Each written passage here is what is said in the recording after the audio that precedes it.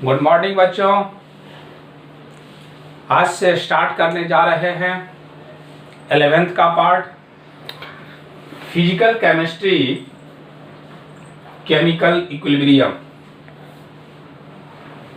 JEE main, NEET और 11th। ये कुछ ऐसा पॉइंट है इसमें जो 12th के लिए भी है, और वे पॉइंट इंतजार करें जिन लोगों का मकसद केवल 12th है, जेईई में नीट नहीं है, उसके लिए कुछ पॉइंट बात करेंगे जो कौन सा पार्ट 12th में पूछा जाता है। वैसे आपको बार बार कहते हैं जो केमिस्ट्री में यदि आपको अच्छा मार्क लाना है, हाई स्कोरिंग करना है, तो आप ये मत समझें जो 11th का है ये 12th का है। लेकिन कुछ बच्चों के दिमाग में ये सेट होता ही नहीं है। उसको लगता है जो सर वैसे ही बोल रहे हैं, हम 12th करके ही अच्छा मार्क ला लेंगे।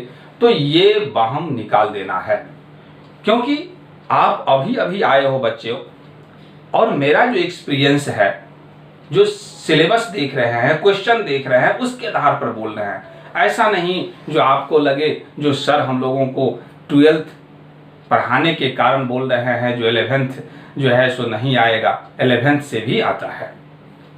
तो स्टार्ट करने जा रहे हैं केमिकल इक्विलिब्रियम, और ये कौन सा पार्ट है? फिजिकल केमिस्ट्री का। Concept of equilibrium. इक्विलिब्रियम का मतलब होता है संतुलन। इक्विलिब्रियम क्या है, किस टाइप का कॉन्सेप्ट है? तो हम क्या करें, यदि एक कंटेनर लिए और इसमें कोई रिएक्शन करा रहे हैं,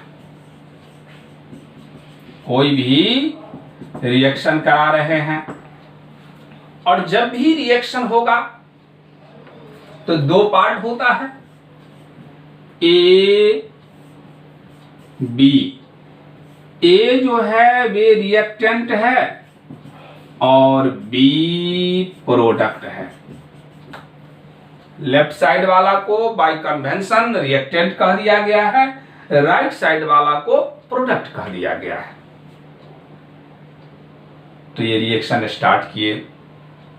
जैसे ही रिएक्शन कहीं होगा तो टेम्परेचर चेंजिंग होने लगेगा, प्रेशर चेंजिंग होने लगेगा, कंसंट्रेशन चेंजिंग होने लगेगा। Temperature, pressure, concentration, colour, etc।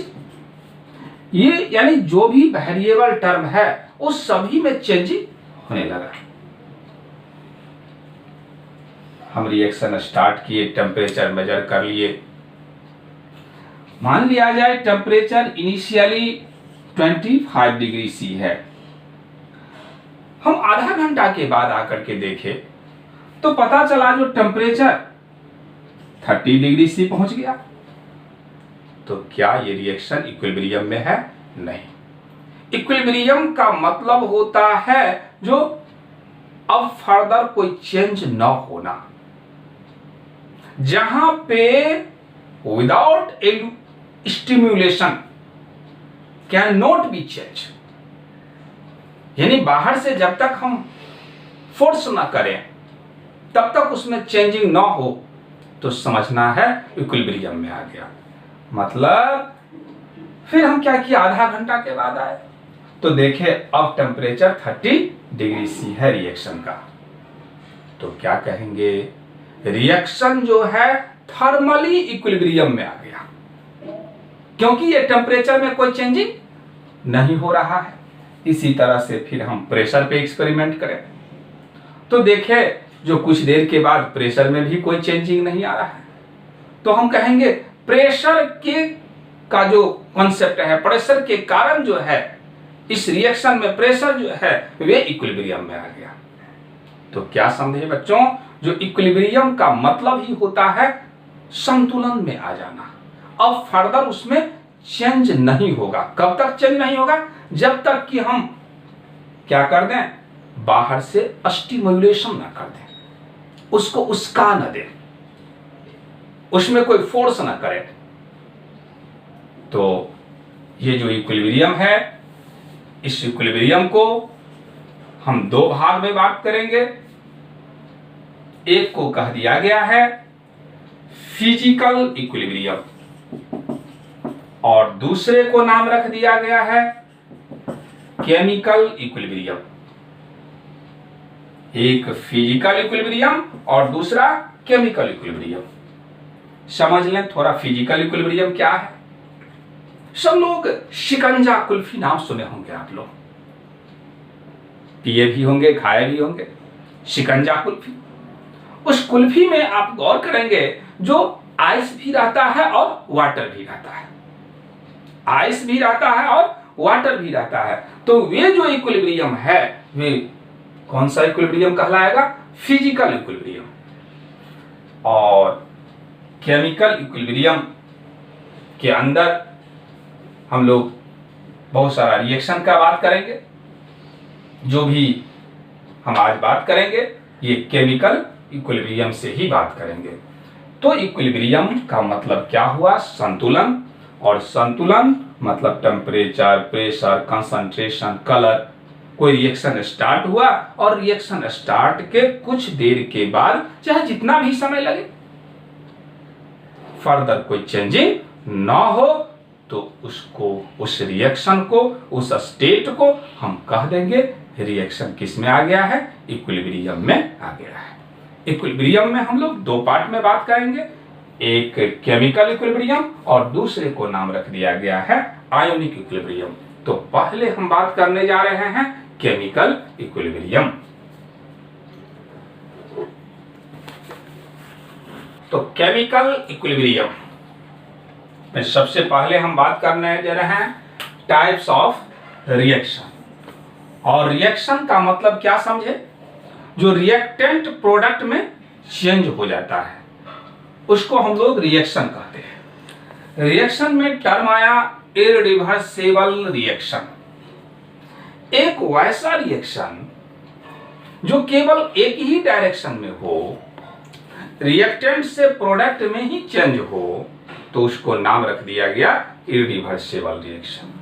वैसा रिएक्शन जो 100% कंप्लीट हो जाए उसको हम कह देंगे इररिवर्सिबल रिएक्शन। इररिवर्सिबल रिएक्शन में क्या होगा?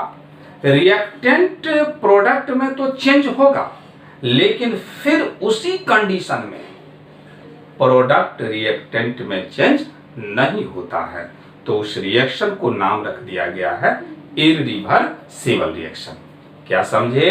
रिएक्टेंट प्रोडक्ट में तो चेंज होगा, लेकिन प्रोडक्ट रिएक्टेंट में चेंज नहीं होगा, तो उसको कह देंगे इररिवर्सिबल रिएक्शन। कुछ हम लोग कंडीशन देखेंगे जो इररिवर्सिबल रिएक्शन क्या है। तो आप लोग क्या करेंगे, वीडियो को पॉज करके लिख लेना है, फिर आगे हम एग्जांपल देते हैं जो इररिवर्सिबल रिएक्शन क्या है।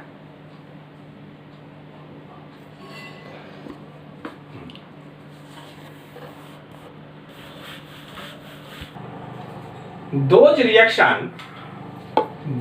reaction in which one, जैसे ही रिएक्शन होगा तो प्रोडक्ट एक भी हो सकता है और एक से ज्यादा भी हो सकता है। तो those reaction in which one और मोर प्रोडक्ट, मतलब जो भी प्रोडक्ट है सभी का सभी सेपरेट हो जाएगा। कब? यदि रिएक्शन मिक्सचर में ये गैस हो या नहीं तो सॉलिड के रूप में आ जाए। वैसा रिएक्शन जिसमें एक प्रोडक्ट या दोनों का दोनों प्रोडक्ट या तो गैस हो या नहीं तो सॉलिड हो, तो वे क्या होगा? इररिवर्सिबल रिएक्शन होगा। थर्मल डिकम्पोजिशन, थर्मल का मतलब हीट। यदि हम CaCO3 को हीट करें तो CaO और CO2 बना। ये गैस है, ये ऊपर की ओर जो साइन इंडिकेट किया गया वे जहां कहीं भी लग जाए, जिस स्पेसीज के आगे लग जाए, समझ जाना है ये गैस है। तो ये जो घटना है ये thermal decomposition in open container, ये ओपन कंटेनर में, तो उस सिचुएशन में ये जो है इरिवर्सिबल होगा। Neutralisation reaction of strong acid and strong base, यदि स्ट्रॉन्ग एसिड और स्ट्रॉन्ग बेस दोनों न्यूट्रलाइज करें तो कहेंगे वहां पे कौन सा घटना होगा, इरिवर्सिबल होगा। तो ये जो HCl है ये स्ट्रॉन्ग एसिड है, ये स्ट्रॉन्ग एसिड है, और ये जो देख रहे हैं ये क्या है, बेस है। तो यदि स्ट्रॉन्ग एसिड और स्ट्रॉन्ग बेस के बीच रिएक्शन हो तो इरिवर्सिबल रिएक्शन। ऐसा नहीं है जो हम कुछ सर्टेन एग्जांपल से समझ जाएंगे, जैसे जैसे आपको फिजिकल और ऑर्गेनिक में मुलाकात होगा रिएक्शन आपको क्लियर हो जाएगा जो ये रिवर्सिबल है, इरिवर्सिबल है। अभी रिवर्सिबल का तो बात किए ही नहीं है। और कुछ एग्जांपल हम देखें। प्रेसिपिटेशन रिएक्शन, प्रेसिपिटेशन का मतलब क्या होगा, छतला जाना। तो यहाँ पे ये जो रिएक्शन हुआ NaCl और AgNO3, तो AgCl प्रेसिपिटेट हो गया, तो इस रिएक्शन को ये सॉलिड के रूप में अलग हो गया, तो कहेंगे ये रिएक्शन कैसा है, इरिवर्सिबल। रिडॉक्स रिएक्शन, यदि ऑक्सीजन से रिएक्शन कर रहा है, इस X के जगह पे कार्बन का इस्तेमाल करेंगे तो उस समय में रिडॉक्स रिएक्शन है। तो ये जो रिडॉक्स रिएक्शन है ये precipitation reaction, neutralisation reaction, thermal decomposition, ये सभी का सभी इरिवर्सिबल रिएक्शन है। और जो भी इरिवर्सिबल रिएक्शन होगा वे क्या होगा, फॉरवर्ड डायरेक्शन में प्रोसीड करेगा। साइन ऑफ इरिवर्सिबल, और इरिवर्सिबल का साइन इस तरह से, ये वन हेड एरो, इस साइड ये प्रोडक्ट कहलाएगा, इस साइड जो भी होगा वे प्रोडक्ट होगा, और इस साइड क्या होगा, रिएक्टेंट होगा। तो मेन पॉइंट क्या आप समझे, जो इरिवर्सिबल रिएक्शन कब कहेंगे, जब रिएक्टेंट से प्रोडक्ट में बदल जाए लेकिन प्रोडक्ट से रिएक्टेंट में न बदले, तो उसको हम इरिवर्सिबल रिएक्शन कहेंगे। कुछ सर्टेन एग्जाम्पल दिए, ये नहीं जो आपको 100% इसी एग्जाम्पल से काम चल जाएगा। जैसे जैसे हम लोग ऑर्गेनिक और इनऑर्गेनिक में रिएक्शन देखेंगे पता चलेगा जो ये इरिवर्सिबल है। नोट कीजिए पॉज करके।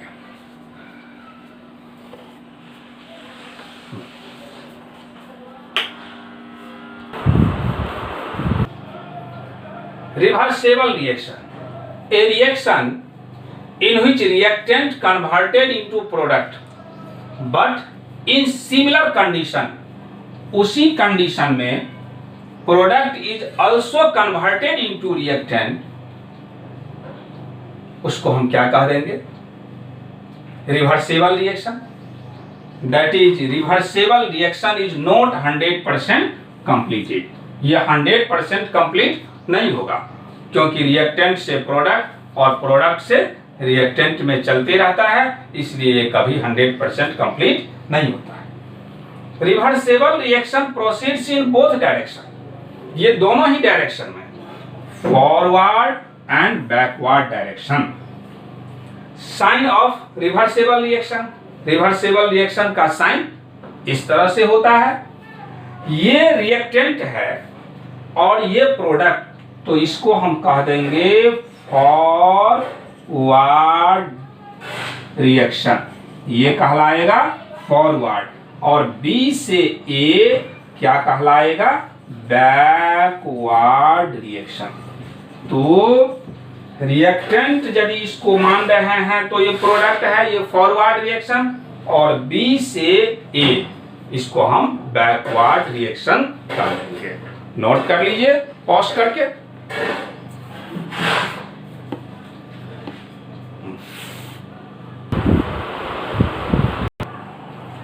Example of reversible reaction, thermal dissociation, dissociation कहें या डिकम्पोजिशन इन क्लोज्ड वेसल।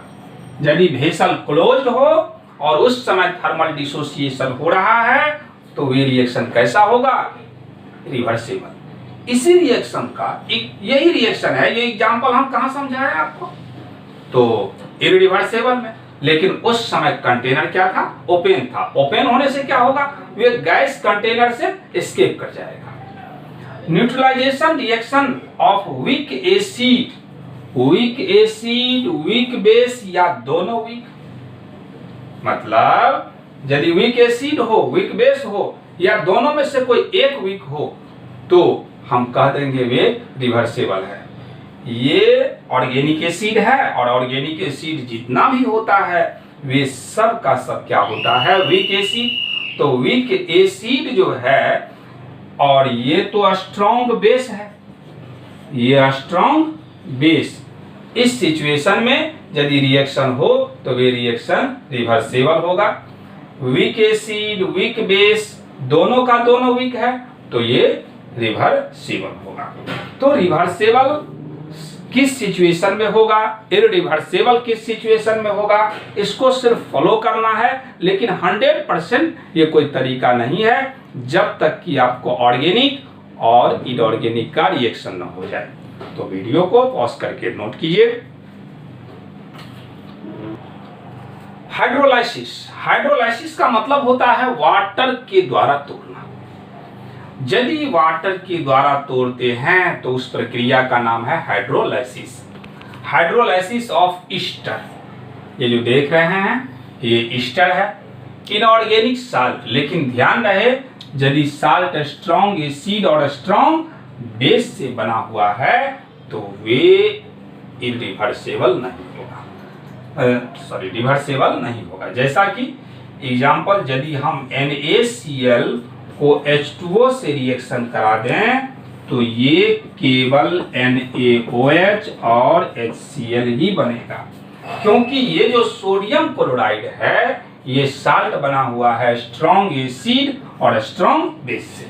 आगे पता चलेगा जो कैसे स्ट्रॉन्ग एसिड और स्ट्रॉन्ग बेस से बना हुआ है। तो स्ट्रॉन्ग एसिड और स्ट्रॉन्ग बेस से बना हुआ साल्ट को छोड़ करके अदर कोई साल्ट जो है उसको हाइड्रोलाइसिस कराने के बाद रिवर्सिबल होगा। तो क्लियर हो गया होगा। सिंपली आपको दो ही टर्म बताए हैं जो रिवर्सिबल क्या है और इरिवर्सिबल क्या है।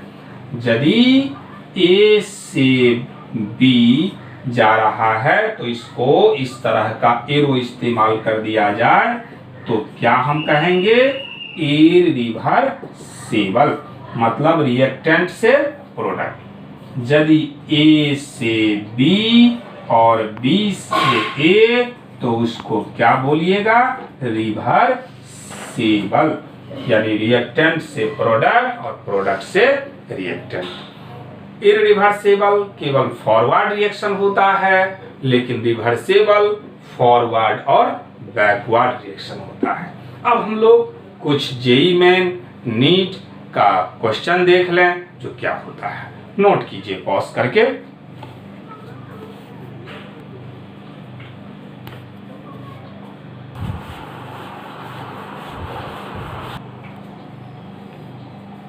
Which is reversible reaction?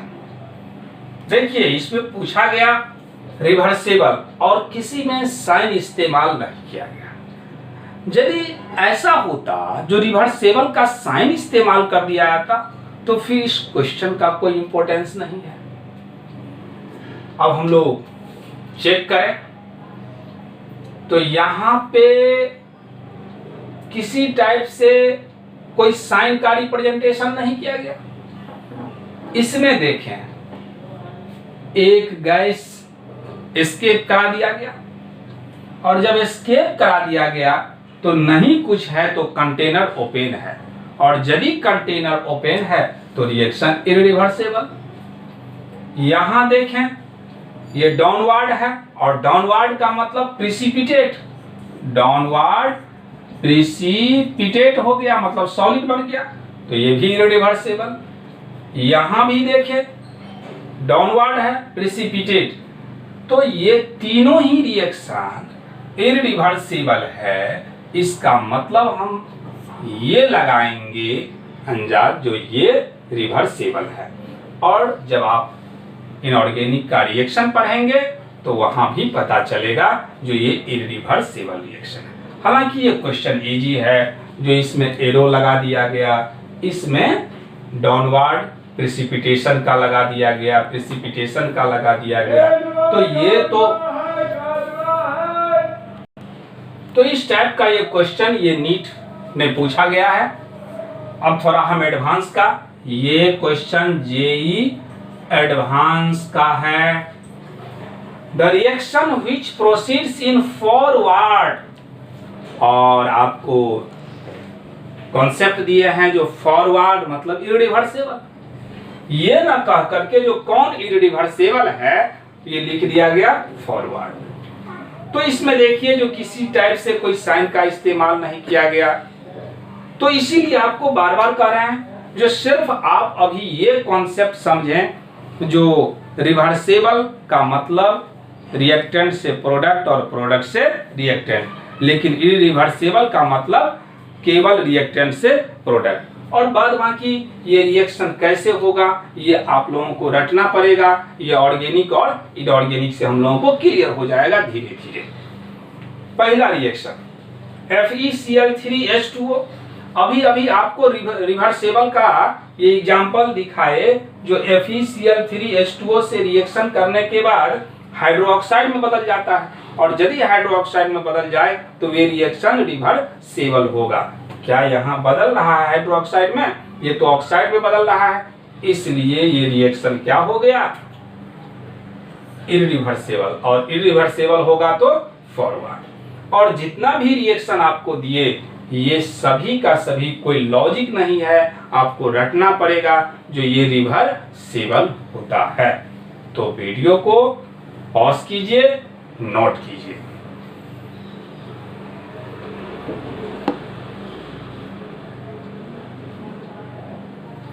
तो नोट कर लिए। अब जो है नेक्स्ट में हम लोग ऑर्गेनिक का बात करेंगे। आपको ये 11th का पार्ट ये इक्विलिब्रियम में आज कुछ इंट्रोडक्शन दिए जो इक्विलिब्रियम से रिलेटेड। ये दो टर्म पे ही हमेशा बात होगा, एक रिवर्सिबल और दूसरा इररिवर्सिबल। अगले रोज हम लोग ये बात करेंगे जो इक्विलिब्रियम एक रिवर्सिबल रिएक्शन में किस तरह से प्रोसीड करता है। तो लाइक करें, शेयर करें और सब्सक्राइब करें।